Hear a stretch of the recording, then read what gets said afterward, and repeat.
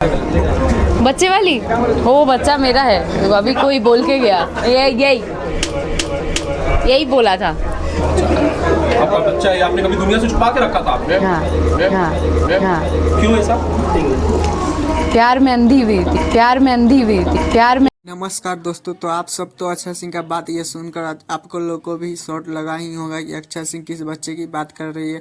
तो आप लोग सही सुने, अक्षय सिंह उसी बच्चे के बारे में जो बात कर रही है, जो में बहुत ज़्यादा से तेज़ी से यूट्यूब पे अफवाह फैला हुआ है। ठीक है, पवन और अक्षय के बारे में जो ज्योति सिंह ने कहा था, लेकिन पवन विहार को भी मैं सीधा समझता था, लेकिन आज अक्षय सिंह ने ही खुद कह दिया है। लेकिन पवन विहार भी मानने वाला नहीं है। ठीक है, तो वो भी क्या ही बोल सकते हैं। यही ज्योति सिंह है जो वीडियो में बोली थी कि पवन सिंह और अक्षय सिंह एक रूम में पटना बंद हुई थी और अक्षय सिंह 3 महीने की प्रेग्नेंट थी।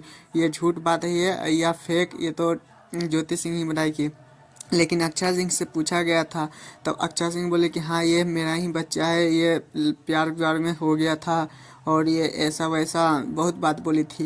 लेकिन आप लोगों को क्या राय है? प्लीज़ चैनल पर नए हो तो चैनल को सब्सक्राइब, वीडियो को लाइक करें। Tata bye bye. Akshay Singh को भी